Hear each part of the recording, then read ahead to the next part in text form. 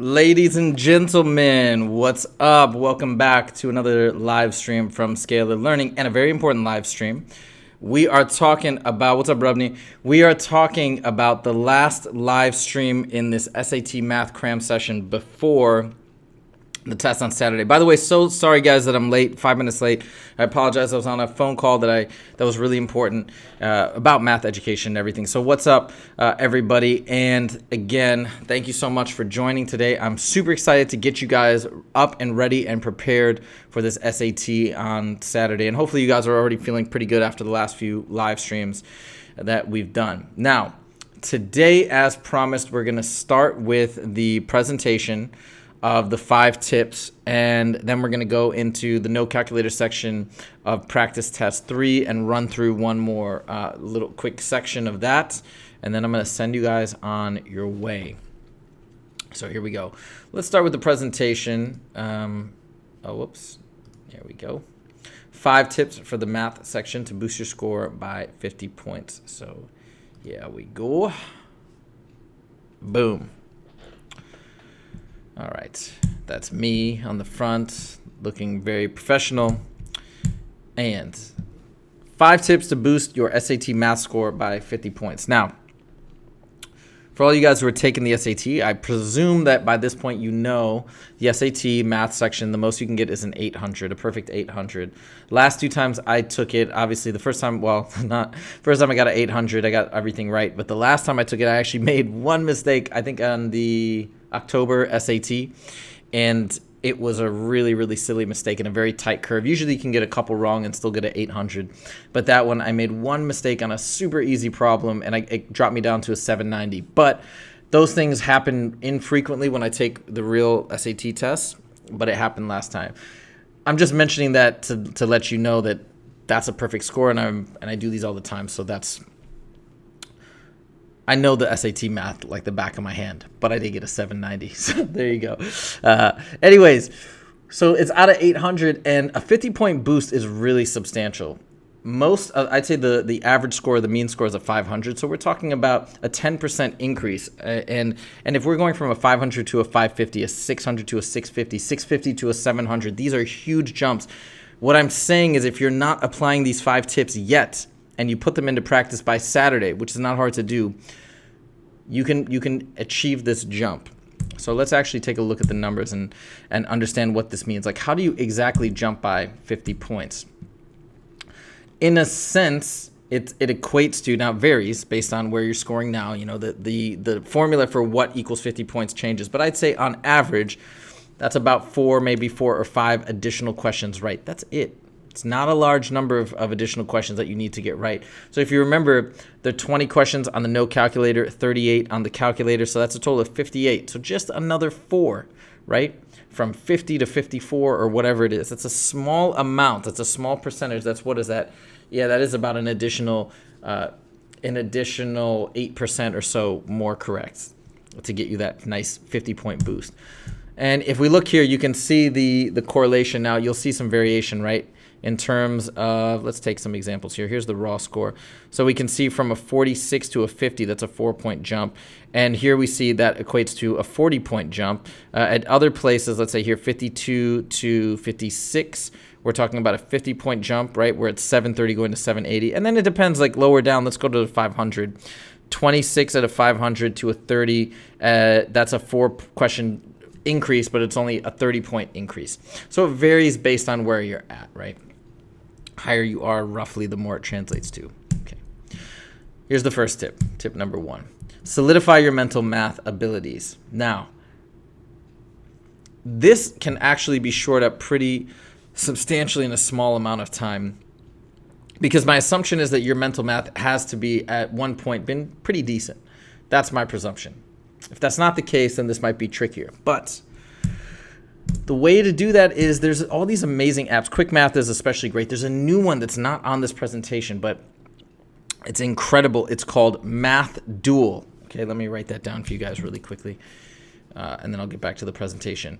Math Duel, you guys gotta try this. You can get it on your iPhone, but I recommend it on your iPad, and you can even play 2 players. Super fun, and it just helps you practice your times tables from 1 through 12. You can actually practice subtraction, addition, multiplication, and division. But this is incredible. Math Duel, I love this application, and if you use it, you'll see that just with some good practice, just with practicing maybe 20-30 minutes a day, you'll see your fluency and your math facts pop back into place very quickly. So this is really important. The reasons why this is important is because the faster your mental math, the more accurate you will be in terms of your processing on all these various problems. Less reliance on your calculator, and also a better ability to do gut checks, which means, hey, you might type something into your calculator incorrectly, but how are you going to know if your mental math isn't on par? So you'll see when I do this and of course we have the no calculator section where you have to do this processing mentally. You can't rely on a calculator. So we're going to go through and you'll see how my mental math aids me when I do these practice sections. So that's tip number 1. Tip number 2, draw or write everything out. I cannot overemphasize this one enough. This is probably the most important tip out of everything. It's the most general, but it's super, super important. So for example, if there's a geometric diagram that they're referring to, like if they say there's a rectangle but they don't draw it out, draw it out. So important. Well, even though you think it might not make sense, I know some kids who love to do mental math and love to make these computations without drawing anything. You say, well, I can picture a rectangle. Just trust me, it makes a difference. I love mental math. I love doing computations mentally, but these drawings help immensely. So I must encourage you to take advantage of that resource of your pencil and actually put the pen to paper and draw stuff out. Number 2, fill in diagrams with numbers and variables. So anytime you're reading through a problem and they're like, this length here is a length of 3, this is a length of 5, but it's not on the diagram, immediately fill it in. Don't even think about it. Just fill it in as you're reading. Write down equations and plug in numbers. A lot of times, so this is 2 applications. One, if they've given you an equation with numbers and you need to actually do the computations, before just doing it mentally, plug those numbers into the equations and calculate it out so you're less prone to make mistakes. But the other thing is, immediately as you're reading a problem, a lot of times I'm automatically thinking, how do I put this information that they're giving me into an equation? How can I turn it into an equation even if they don't explicitly mention one? This will save you time, and it'll also clarify as you're reading and as you're processing what's going on. And I'll show you that as I go through the next practice section of a SAT. Last but not least, crossing off eliminated answer choices. It's statistically, it's going to improve your odds even if you can't narrow it down to a final option. So for example, you cross off 1, you've already increased, now you've got a 1 out of 3 chance as opposed to a 1 out of 4. So you've increased your odds from 25% to 33%. Cross off 2, now it's a 50-50 shot. So much better, right? If you have 50-50 shot on 4 problems versus 1 out of 4 on 4, right? You're doubling the amount that you're going to get correct just by pure luck. That's pretty substantial. So make sure you cross off eliminated answer choices as you go along routinely, unless you're like, oh, I instantly know the right answer. Then it's a waste of time. So you can see with just this tip alone, okay, if these are certain things that you're not doing, you could probably capture 2 or 3 additional questions just in these alone. So I mean, realistically, this could give you more than a 50-point boost if you're not doing any of this stuff now. I imagine some of you guys are doing some of these, but tip number 3. Such a good tip. My tip. I came up with it. This is after trials and tribulations and practicing and seeing patterns and looking at all these practice materials, which I've done so many times, right? But if factored, FOIL. If foiled, factor. It's a simple rule that I tell students to do no matter what, especially anytime you see a quadratic and you're like, I have no idea what they're asking. I don't know what to do. Just instinctively say, oh, it's already been factored, I'm going to FOIL it, or vice versa. And that first step will a lot of times lead you down the correct path without you even recognizing it. So for example, in this case, you might be like, how the heck do I represent this as standard form? Well, what they've done, even if you don't recognize it, what they've done is they FOILed. But you don't have to necessarily recognize it. What I'm telling you is if you're confused and you're stuck, just instinctively FOIL. And if you did that, you'll see that the correct answer, I don't even know what it is. What is it? K to the 4th plus 2k squared minus 2k squared. It looks like the k squareds cancel out, so it's probably not one of these choices. Maybe it's the third one that you can barely see. Or no, it could be the first one. Let's see, k to the 4th, and then 5k cubed. Yeah, minus 10K minus 4. Yeah, it is the first one, actually. I think it is that first one. But anyways, it doesn't matter. You just got to FOIL it out. And if it's the opposite, right, in the bottom example, okay, which of the following is equal to that, I think you can kind of tell that they've factored there. But if you're not sure, just start factoring. Factor out a 6 and then factor the trinomial that's left inside. Tip number 4. If you start getting stuck, jump to the free response section. Huge, huge, huge tip. The free response section in the calculator section is 31 through 38. No calculator section, 16 through 20. Now, why? Why do I recommend this? Because the difficulty resets at the beginning of the free response. So questions 31 through 35 for the calculator section are usually substantially easier than 25 to 30. So once you get into that zone, you're like, man, these are starting to get really hard. Just skip. Do the free response, then you can come back and then tackle the last 3. For the no calculator section, it's usually 16 through 18 are pretty chill. So you can knock out 16, 17, 18, then you can jump around as you see fit. And remember, a hard question it's not across the board, depending on your strengths, whether maybe you like trigonometry, maybe you like the circle equation. So in that case, depending on your potential proclivities, who knows what you're going to like the best. So you can kind of jump around at that point and say, well, this is really tough. Oh, I know how to do this one. And make sure to get as many of those hard questions definitively right as possible. Tip number 5, last but not least, know the formulas you need. More importantly, know the formulas that you don't need or don't need to memorize. Here are the formulas that are given on the SAT. This is on the first page of the math sections. So don't waste your time with these geometric equations like circle stuff, special right triangles, Pythagorean's theorem, all this stuff. It's all there for you to reference. So don't trip out about it. But this is not comprehensive by any means. So for your benefits, I have put together this nice list of formulas that you need for the SAT, meaning you need to memorize, okay? Slope of a line, very important. A lot of these, hopefully you guys should know. Some of these maybe you've forgotten and need to brush up on, but these are super, super important. Let's see. Obviously, quadratic formula. I mean, you have to know the quadratic formula. Huge. So many quadratics on this test. By the way, on my YouTube channel, I've got a whole list of music videos, math music videos, especially for those who are struggling to memorize some of these formulas. I've got one for the quadratic formula, I've got one for SOHCAHTOA, and I've got one for the equation of a circle. So I'll sing you, a lot of times for these streams, I'll sing the melody just to give you an idea if you don't want to watch the whole song. But you can watch at least the choruses, and that's the point, is they'll give you the musical mnemonic to remember these so you can conjure them up on the test. And I'm telling you, musical mnemonics are so powerful. Ask Vocabulary, ask all these companies that are making all this amazing content and connecting with all these schools, because it works. Music works as a learning tool. I mean, it works beautifully. So for the quadratic formulas like this, I wrote this 2.5 years ago now, almost 3 years ago. Negative b plus or minus the square root of b squared minus 4ac all over 2a. Right? So if you can remember that, that will help you just, da da da da da da da da da da da da. Just think of that melody and then it'll flow. Just, you want to listen to it like 4 or 5 times, you'll be good. Next, sine. I mean, I think everybody knows SOHCAHTOA, but the chorus there goes SOHCAHTOA, oh, whoa, I'm totally off key. SOHCAHTOA, oh, SOHCAHTOA, yeah. We're talking trigonometry. SOHCAHTOA, oh, SOHCAHTOA.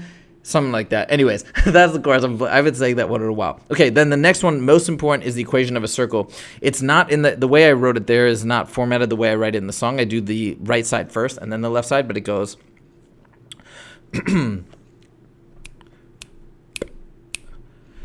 x minus h squared plus y minus k squared equals r squared. So just think that a couple times. X minus h squared plus y minus k squared equals r squared. If you sing that a couple times, boom, you're not going to forget it. I still use this stuff, okay? I still use this stuff. I have another song on factorials and combinations and permutations, but they don't really test that on the SAT. They do on the ACT, but Anyways, these are the key ones. Take a screenshot. I also got this on my Instagram. Just go to Scalar Learning on Instagram, and you can look at that math meme, save it, bookmark it, whatever. Okay, so these are the tips, ladies and gentlemen. Let me just see how you guys are doing. Hey, what's up? Focus on word problems. Yeah, so what I'm doing is, so that was the end of that presentation. If you just joined, you can rewind it and check it out. Really important stuff. But now I'm going to move on to another practice section. We're going to do practice test 3, the no calculator section. All right, back to results. Finish this review. What is this? Great. I unlocked a goal apparently. Okay, next we do practice test 3. We got to reset this one.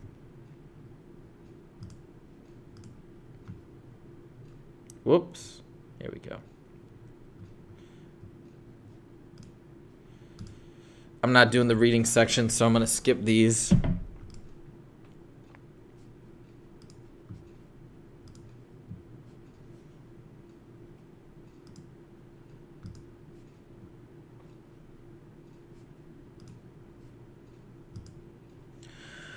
Okay, and then we've got start the next section, math, no calculator. All right, here we go. Ready. Set. We can't use that, so I may as well close it.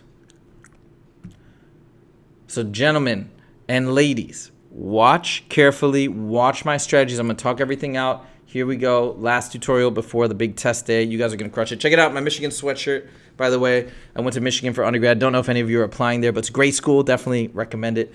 Okay, here we go. 3, 2, 1, begin.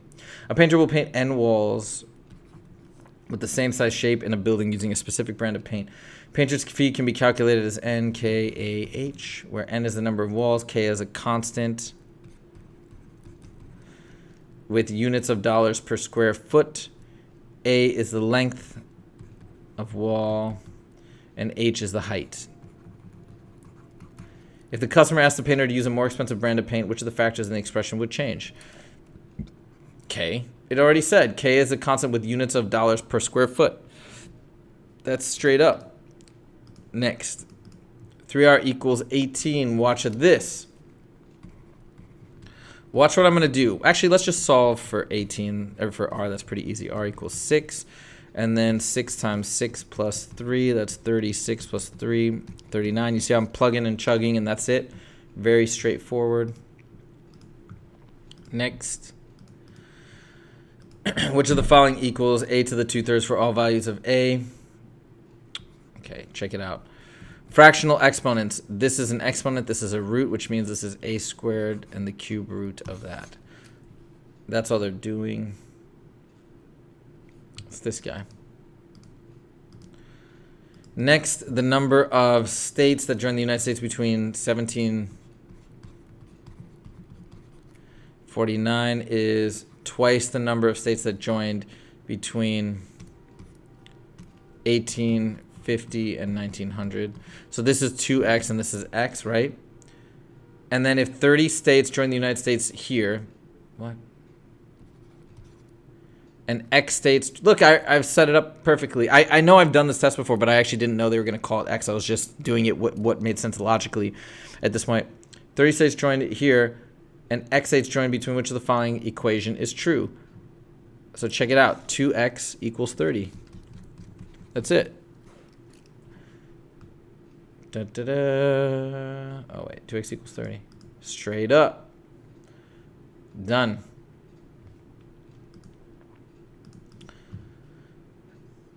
You see how I'm always thinking about how to write stuff in an equation, and it helps everything. Even if you don't write it the exact way that they do, you're on the right track. Next, what is the value of x over 5? 5 over x. Okay. My strategy is going to be cross multiply. 15x equals distribute the 5 to the x and 5 to the 20, which is 100. Subtract 5x, subtract 5x. 10x equals 100. X therefore equals 10 because we divide both sides by 10. If x equals 10, 10 over 5 is 2. Right? Be careful. They do this all the time. You might be like, oh, x is 10 and I'm going to choose 10. Be careful. They're asking for x over 5. They do this all the time just to trick you. Make sure you're paying attention. The solution to the system of equations above, what is this x minus y? All right, solve 2x. We're going to use probably elimination. Got to be careful to write down things carefully. Okay, I will eliminate the x's. Why not? Multiply the top by 3, multiply the bottom by -2. That way, I'll get 6x and -6x, and that will help me eliminate. -6x plus 4y equals 12. Boom. Cancels out. -5y equals -30. Y therefore equals 6 divided by -5. Boom. If y equals 6, plug it back into one of these equations. So 2x minus 3 times 6. And then 2x minus 18 equals -14 plus 18. Whoops. 2x equals 4. X equals 2. Now look, they said, what is x minus y? Meaning, what is 2 minus 6? -4. Done. I'm going to just make sure these work for both 2 and 6. So 4 minus 18 is -14. 6 minus 12 is -6. Yes. The function f is defined by the polynomial. Some values of x are shown on the table. What if the following must be a factor of f of x? If we're talking about factors, it's wherever f of x equals 0, and it's right here.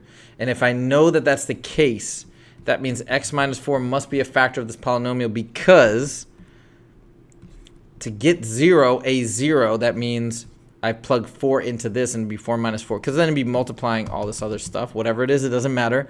4 minus 4 is 0. 0 times this whole thing would be 0, and it indeed is a 0. So therefore, x minus 4 has to be a factor.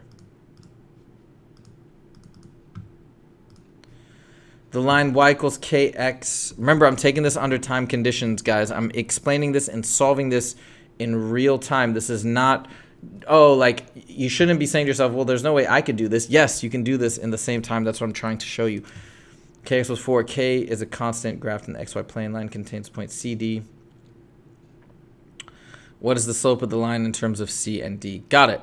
AKA, we're trying to solve for K, and then C and D is a solution, where C is the X, D is the Y. Plug and chug and solve for K. That's, you just got to recognize that K is your slope, and that's it. When they say, what is the slope? Meaning, what is K? D equals KC plus 4. D minus 4 equals KC. I'm just isolating K. D minus 4 divided by C.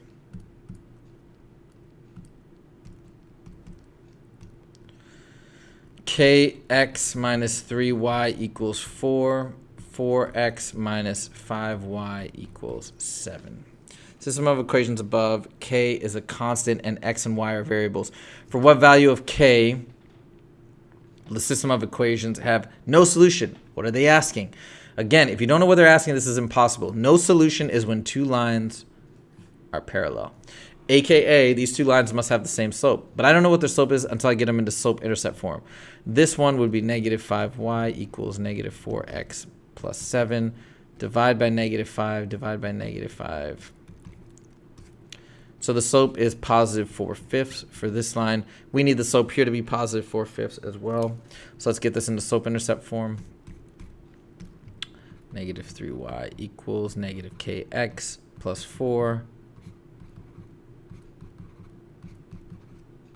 So my slope is going to be k over 3, and we want k over 3, which is my slope of the other line, to equal 4 over 5. See, I'm cross multiplying. 5k equals 12. K equals 12 over 5.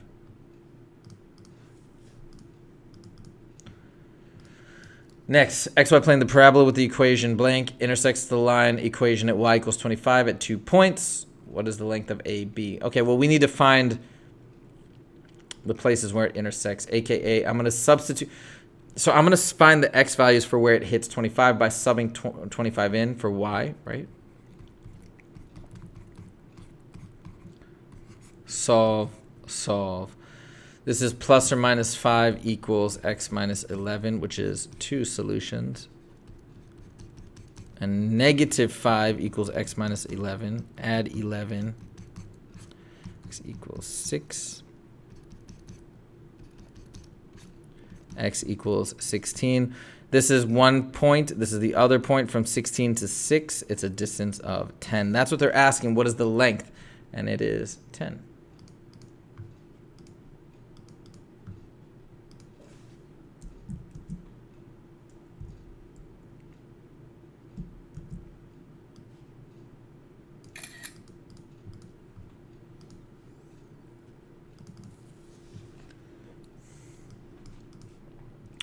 In the figures to the left, lines K, L, and M intersect at a point.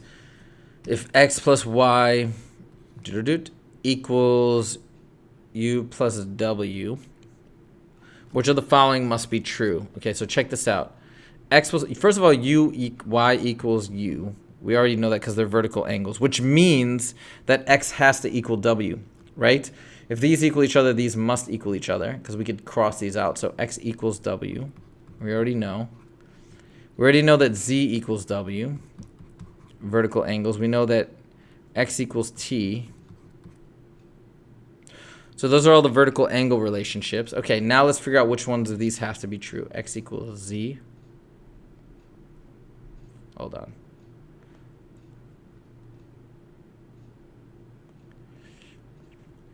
We don't know that. Hold on. Y equals w. Wait, x.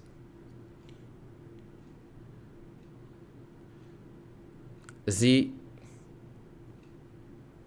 Hold on. Oh yeah, x does equal z because x equals w and z equals w. Therefore, x equals z by the transitive property. So 1 is true. Y equals w. I don't think that's true because I think y and u are kind of stuck with each other. There's no other connection. Yeah. And then z and t. Z does equal t because z equals w, w equals x, x equals t. By transitive, z equals t. So 1 and 3. I don't think 2 is true. Like 1 is definitely true. 3 is definitely true. It's either this or this, and I think it's this.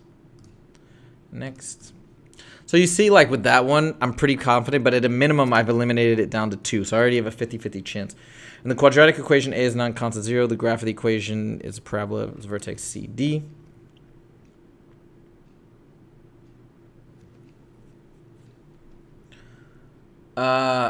Wait a minute. I have to get this into 0.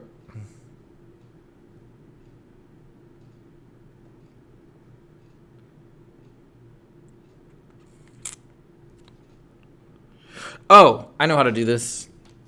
We just have to FOIL. Remember the rule that I gave earlier in the presentation? If not sure what to do, just FOIL.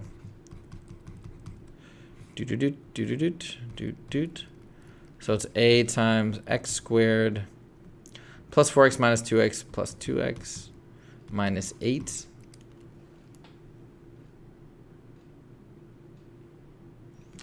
And then distribute. Ax squared plus 2ax minus 8a. That's the value of d, negative 8a. Because this value is always the... It's always the y of the vertex. No, that's not true. Hold on. This is wrong. Then it may be right, it may not be right. Hold on. Ax, then I have to factor out this. A times x squared plus 2x. And then I have to complete the square. Oh, this is really hard. I'm trying to get it in a vertex form. Completing the square. Half of this squared is plus 1, and then minus 1 out here. Minus 1a, because I have to distribute that. Not minus 1, minus 1a. And then this becomes x plus 1 squared minus 9a. It's negative 9a. Because my vertex is at negative 1, negative 9a. Like this. Yeah, not negative 8a. I think that's right. Oof.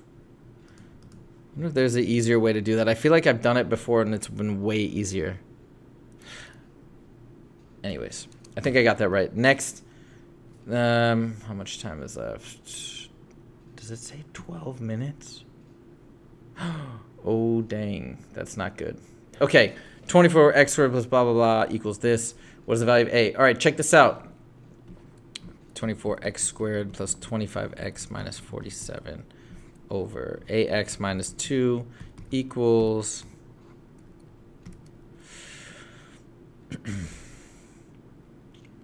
I'm going to put everything over ax minus 2 as well.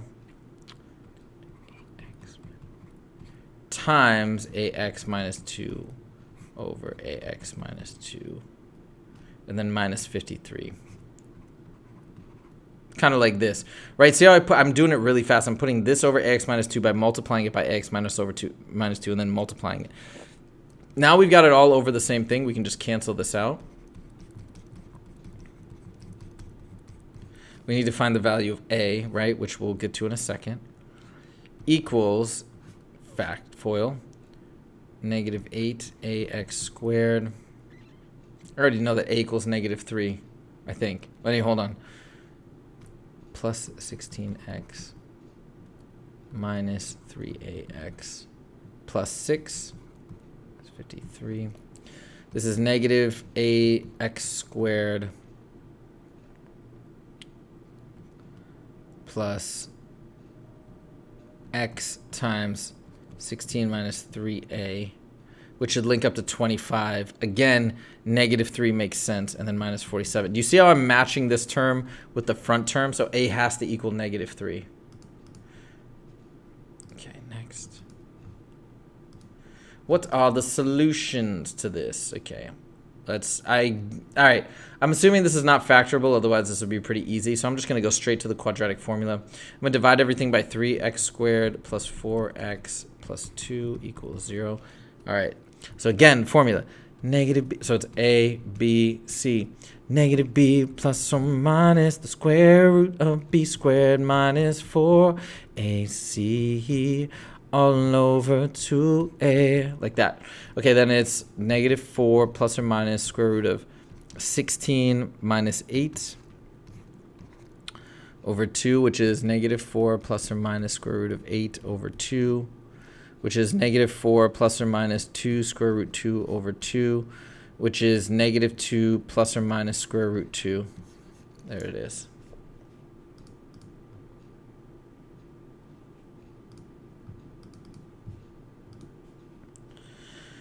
Equation above shows how a temperature F measured in degrees Fahrenheit relates to a temperature C.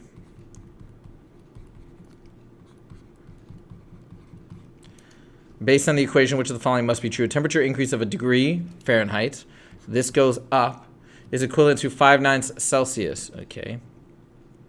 I think that makes sense. I can test it by this. When it's 32, it's 0. When it's 33, it's 5/9. So degree up, 5/9 increase. So yes. Correct. Next, a temperature increase of 1 degree Celsius is equivalent to 1.8, which is 10/9 Fahrenheit. Wait.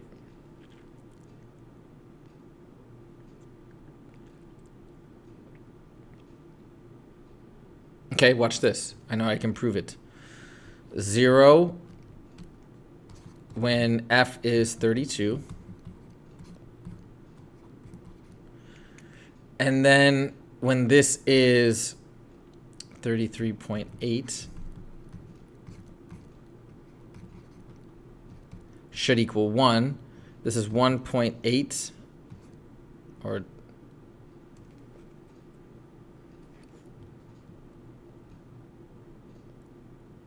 ten ninths times, that's not right.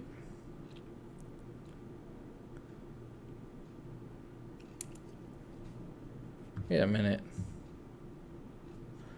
5/9 degrees in Fahrenheit.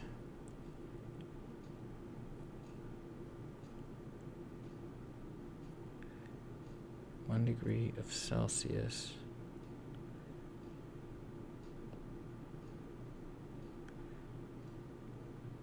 Oh, 10/9 is not 1.8.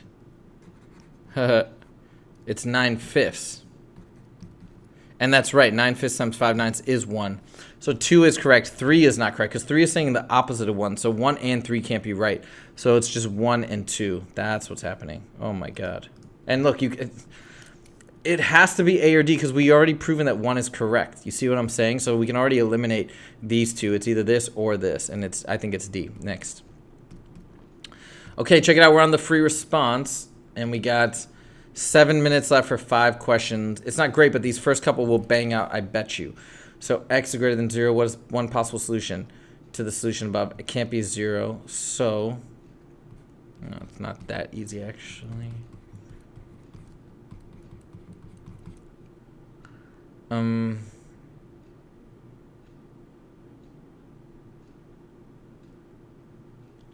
Wait a minute. What's the fastest way to do this? All right, I'm just going to foil. I don't know what to do. I'm trying to think of a shortcut. I can't think of one. And then I'm going to add 4x to this side equals 0. Factor out x. 5x squared plus 4. Then I'm going to try and foil this. Minus 1 minus 4. So one solution is 2 or 1. So 2. And then let's just double check. 2 is 8 times negative 1 is negative 8. 2, negative 8. Done. Good. Okay. It's kind of long. We're getting short on time. Okay, next. What's the value of x? First, I'm going to multiply everything. Can't do that. 7x minus 7/9 minus 4/9 is 3/9. 1/4 plus 5/12. This is 1/3 x equals 1. So that's really 3/12. 3 plus 5 is 8/12. 2/3 times both sides by 3. X equals 2. Yay! 2 isosceles triangles are shown to the left.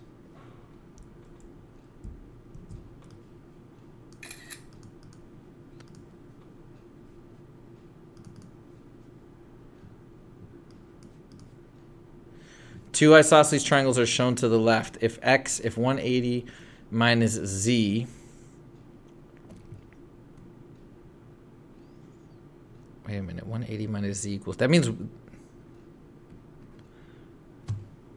180 minus z, which is these two, is 2y, meaning these are both y.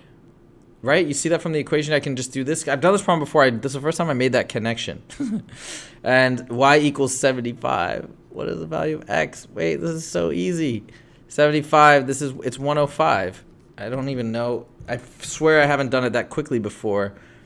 I'm gonna come back and check because I really rushed it. And I have 4 minutes left. So I'm gonna come back and check number 18. Okay, next. At a lunch stand, each hamburger has 50 more calories than an order of fries. Fries plus 50 equals hamburgers. If 2 hamburgers and 3 orders of fries is a total of 70, immediately I'm setting it up into a system of equations. How many calories does a hamburger have? We want to know hamburgers. So F equal, I'm going to isolate F to make this faster. H minus 50. See how I isolated that? And then I'm going to take H minus 50 and plug it in for F. And then we'll straight away solve for H. 2H plus 3 times H minus 50, plug and chug, equals 1700. Distribute 2H plus 3H minus 150 equals 1700. 5H minus 150 equals 1700. 5H equals 1850 divided by 5 divided by 5. H equals, I divide by 10, 185, and double it, which is 370. So H is 370, F is 320, 370, and 320. I'm just going to make sure my math is right. So it's 740 plus 960 is indeed 1700. So it's 370, and that feels good to me. Triangle ABC. Look, they're talking about a triangle, and immediately, oh my god, I'm immediately gonna draw it because I'm running out of time. Here we go. So triangle ABC. B is 90. BC. Oh shoot. BC is 16. AC is 20. Go DEF.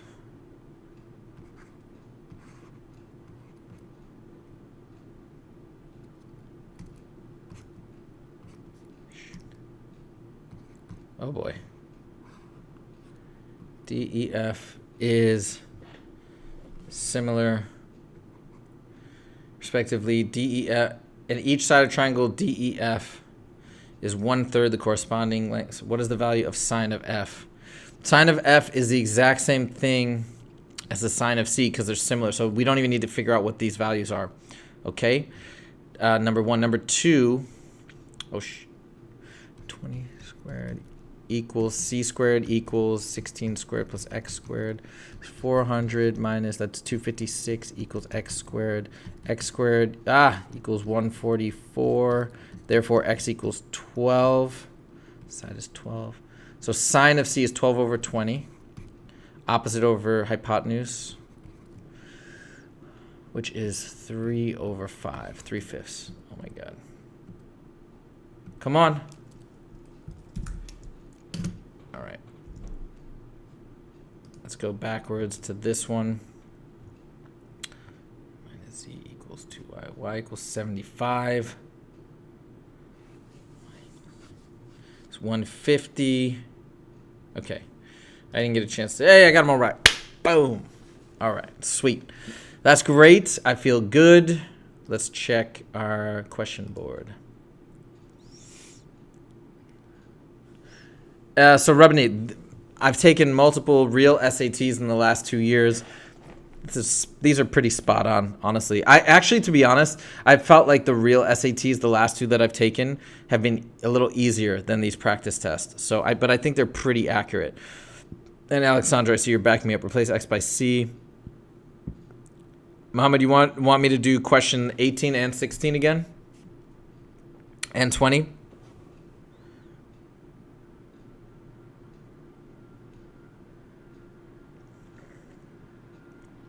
Let me just look at all the questions here. Hold on.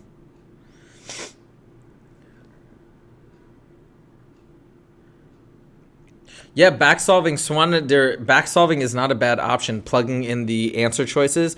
If you're totally confused and freaked, I just don't recommend it because it's obviously a staple thing that you can do. I think you shouldn't aim for that. But if you have to, yeah, I mean, it is what it is. You can plug and chug and see what works. It's just not very time efficient. Could you multiply by 2 and 3 in question 6? Let's see.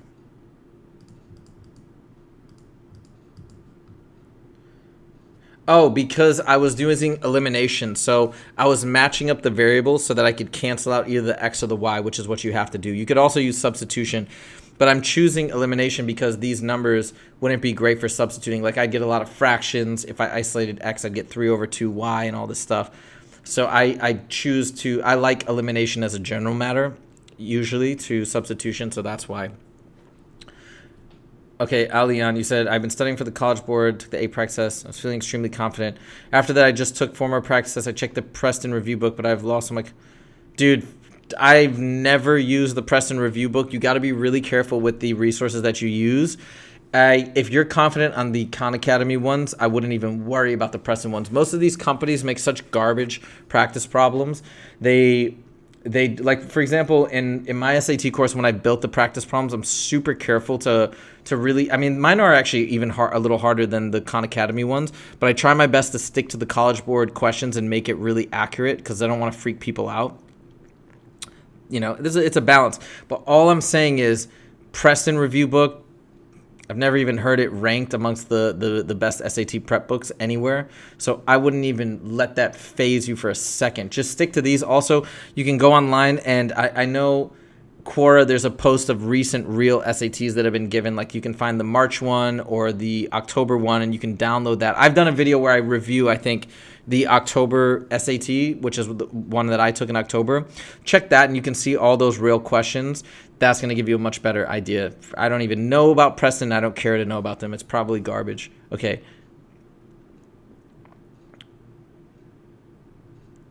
Vertex form. Which the board? Oh, the board tool. It's called Whiteboard Fox, and I'm using a Wacom tablet. It's WACOM. Okay, how hard is the actual test? Yeah, it's the same. How do you find out what the question is asking? Any quick tips?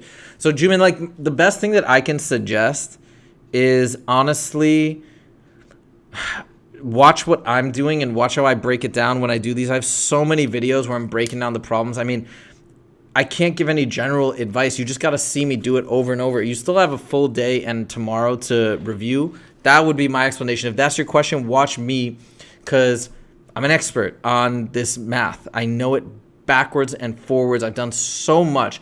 So if you can try and get a somewhat of a grip in terms of how I'm approaching it, I think that's exactly what you're missing, and that's exactly what you need. So you can look at the ones where I go topic by topic and just bang through a bunch of quadratics or a bunch of circle problems or whatever if you feel like you're weak in a particular area. Otherwise, just watch me rock out all the practice tests. I've done all 8, and I've done other official ones. So if you watch me just crush those, I think you're going to be in pretty good shape.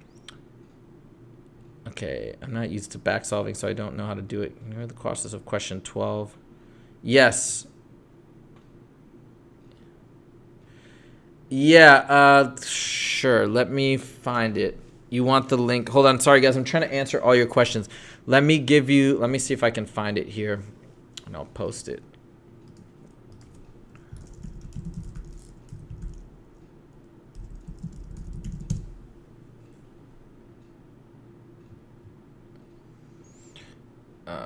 Let's see.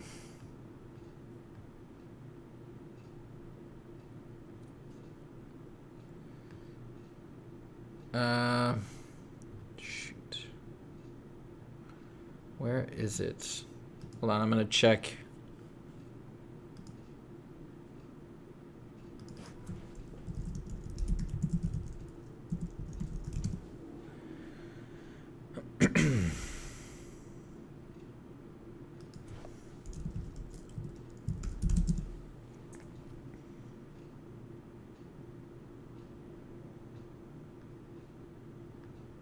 It's not coming up. I wonder if it was removed. Hold on.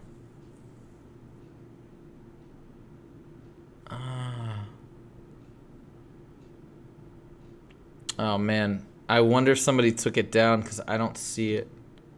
Hold on. Let me check my email.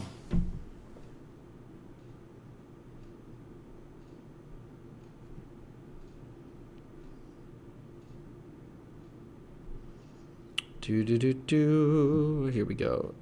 SAT, Quora. Somebody actually watching my live stream sent this to me. Oh, come on. Quora.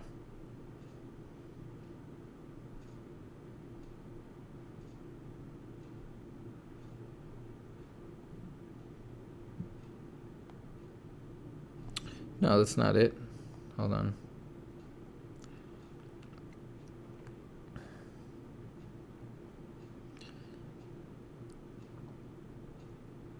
Here it is. Wait.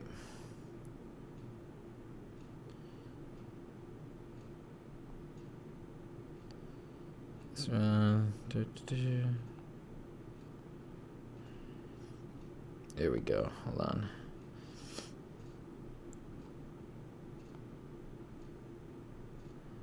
What? No, this isn't it. Sorry, guys. I'm just trying to see if I can find it. Maybe it wasn't sent to my... Maybe it was sent to this. Official. SAT.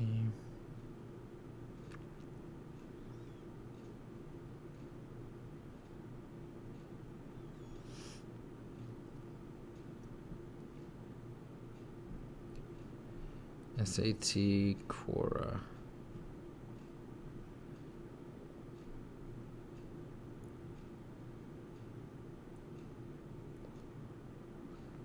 Oh boy. Guys, I can't find it. I'm really sorry.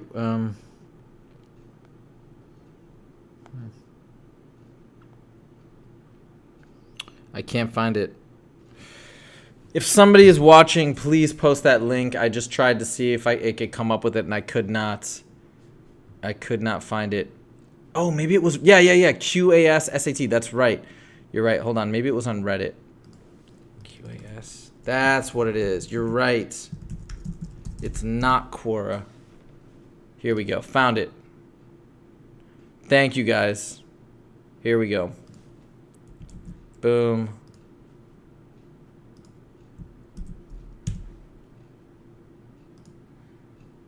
All right, there you go. Who asked that? Alian. Alian, can you let me know if you got that? You see that?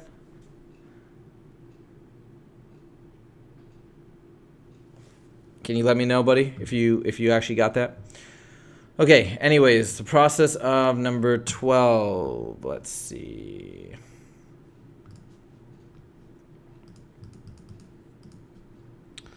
Yeah, sure. So look, in this one, I started with the fact that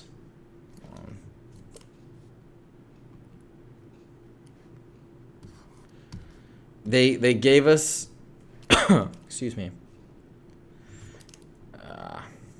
They gave us that x plus y equals w plus u, okay? And I already know that y and u have to equal each other.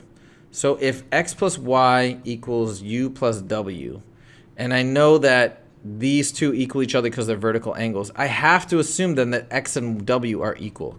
So I already got this relationship, x equals w, y equals u. Then I quickly said, well, I know all the other vertical angles are equal. Z equals w, t equals x. And that's it. These are the 4 rules now of equivalency that I have.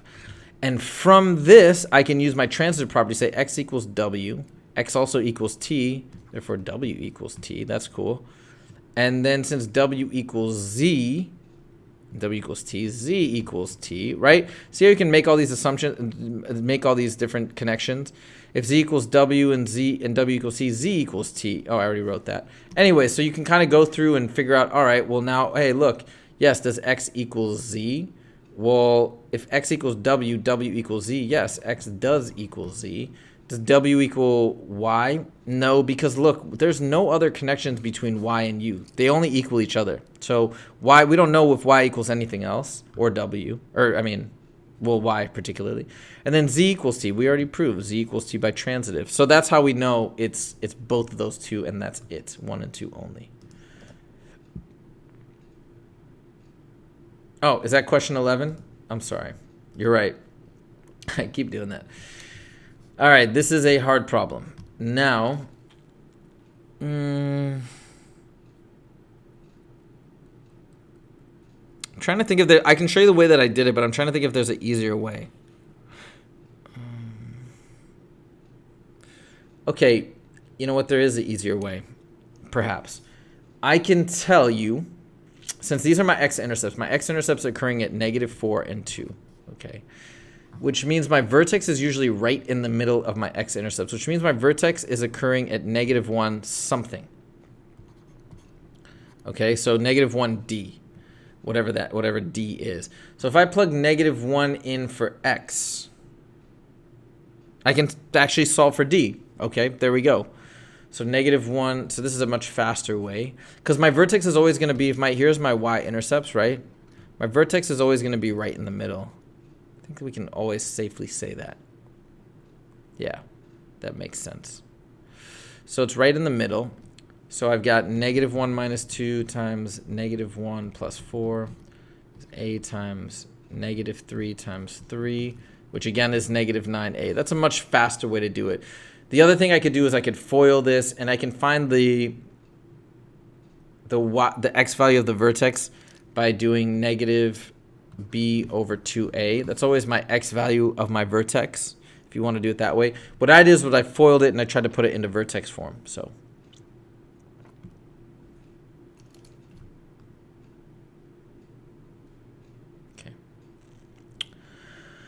All right, guys, we are coming to the end of the session.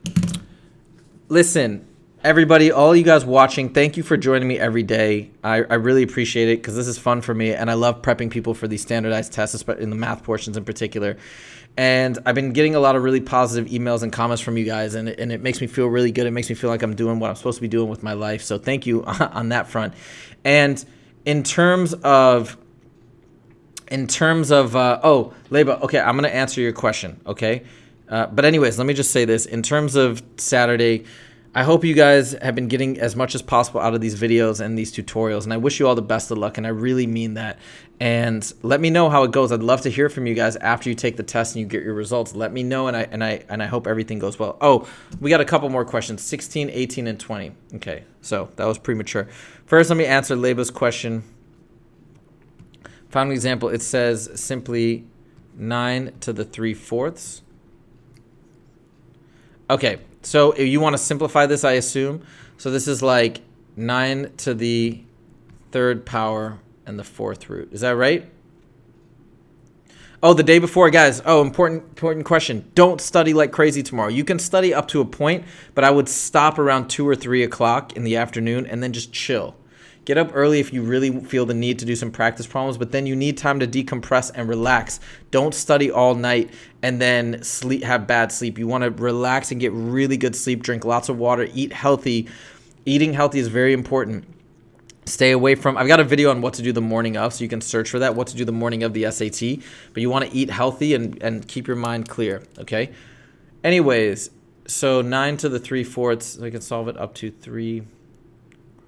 Yeah, it's the 4th root of, no, it's not 3 squared. It's the 4th root of 9 cubed, okay, if you want to do it that way. I mean, we can't really, it's 3 root 3. Oh, okay, let me see if I can figure out why. 3, let me see here. 3 root 3. 4th root, oh, I know why. Because it's 2, sorry, it's 3. So this becomes 3 squared to the 3/4 power. And then because 9 is just 3 squared, then we multiply this in, and it becomes 2 times 3/4 is 3 to the 6/4, which is the same as 3 to the 3/2, okay? Which means that this is the same as 3 cubed square root of 3 cubed, which is the same as 3 squared times 3 square root, and the square root of 3 squared is 3 square root 3. So that's why it's 3 square root 3. That is correct. All right, it took me a second to think about that. But yeah, in a problem like this, I'd look at the answers, and if the answers have 3 in it, my first instinct is like, oh, how do I turn 9 into 3? Yes, it's 3 squared. Did that make sense, Leba? Okay, let's go on to number 16, 18, and 20. That's a lot of questions. I mean, I don't know what you're asking because you're just saying do 16, 18, and 20, please. I already did them. So do you have specific questions in terms of 16, 18, and 20? I can kind of go over them, but I already did it. So look, what I did here was I foiled it, okay? And yeah, so what I did was I foiled it and I made it x to the 5th minus 5x cubed, and I added 4x to both sides because I'm setting everything equal to 0. My first instinct is to set it equal to 0 and see if I can factor. Then I factored out an x like this. And then I was like, can I factor this? And I can, even though it's not a quadratic, you can still factor it like a quadratic. X squared times x squared gives me that x to the 4th. I know it has to be a 1 and a 4 because this gives me the positive 4, negative 4 times negative 1, and negative 4 plus negative 1 is negative 5. Now I factored it, and then my solutions are where x squared minus 4 equals 0 and x squared minus 1 equals 0.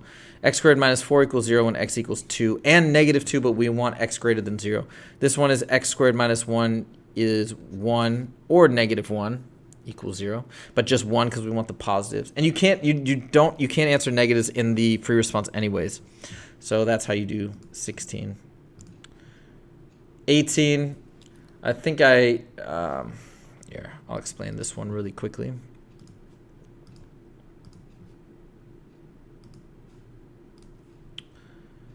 So maybe I'll explain this in a different way because I did it kind of fast. Two isosceles triangles are shown. I know that these, if these are isosceles, I know that this equals this. They're both A, I'm saying, right? They're both the same because isosceles triangles, the angles opposite the equal sides are equal. So y equals 75. I already know that. And then 180 minus z equals 2 times 75 because equals 2y, and y equals 75, which means 180 minus z equals 150. Z plus 150 equals 180. Subtract 150. 30 equals z. So if z equals 30, and these are two equal angles, and the whole thing adds up to 180 because that's true in every triangle, right? These must be 75 because 75 plus 75 is 150 plus 30 is 180. And these have to be equal. I've already proven that. And if this is 75 and this is a straight angle, meaning 180 degrees, this plus 75 has to equal 180. Therefore, x is 105 degrees. And that's it. Makes sense? Hopefully it does. And then 20. The triangles were similar. My point is, if they're similar, A, B, C to D, E, F,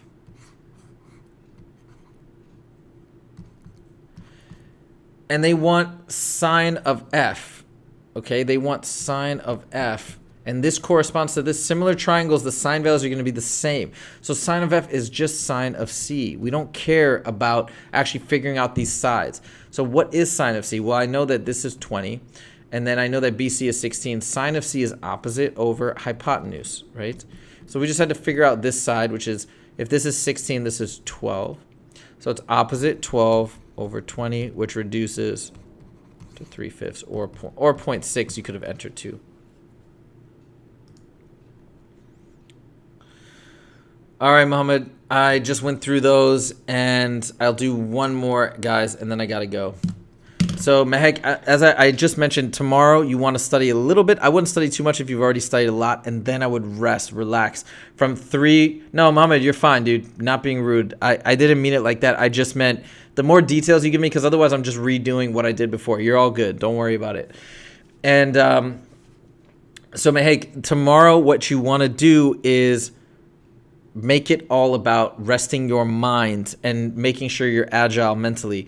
I think that there's minimal amounts you can do tomorrow in terms of going hard. I wouldn't do that unless you've done like no prep. Then you got to study a lot tomorrow.